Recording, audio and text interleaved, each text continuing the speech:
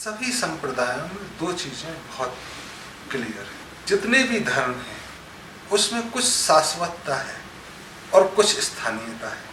अगर रिलीजन को देखें, English definition of the religion is basically regional expression of regional ethos as well as a global ethos. तब जहां गाय होती नहीं है, भैंस होती नहीं है, इस हत्या के बारे में सोच पाना ही संभव नहीं होगा। जहां पे कुत्तों का मांस या कुत्ते रक्षा में है, कुत्तों का मांस खाया जाना सोचना अजीब होगा।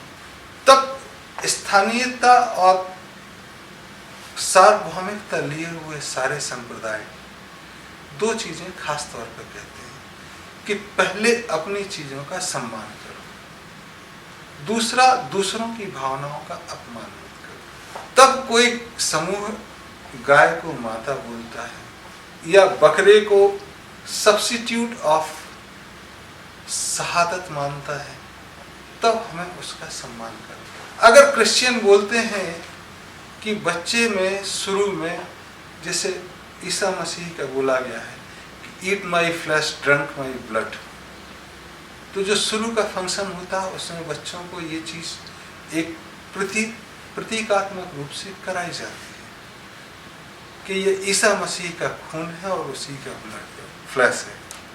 तब हमें इन चीजों का सम्मान करना चाहिए और लोग सम्मान करते हैं। बड़ी अजीब चीज है कि भारत में जो मांस बेचते हैं उसमें नाम अल कबीर है लेकिन मालिक जैन है। तो सम्मान और असम्मान में बहुत अंतर है। असल चीज पे देखना हो, चीजें कहाँ से विकृत हुई हैं उस पर सोचना हो। और जिन लोगों ने भी विकृत की हैं, ये बीज ऐसा होता है शैतानी का कि आप दूसरों को डालोगे कि इनके बच्चे खराब हो जाएं, तो उनके हो सकता है खराब हो, लेकिन उनके बच्चे जिन्होंने ये बीज डाला है जरूर खराब हो। तो उन देशों ने जिन्होंने मांस खाना बढ़ाया है, उस पशु का जिसका वो दूध पी के बढ़ते हैं, वहाँ व्यभिचार ज्यादा है, वहाँ भाई भाई में झगड़े ज्यादा है।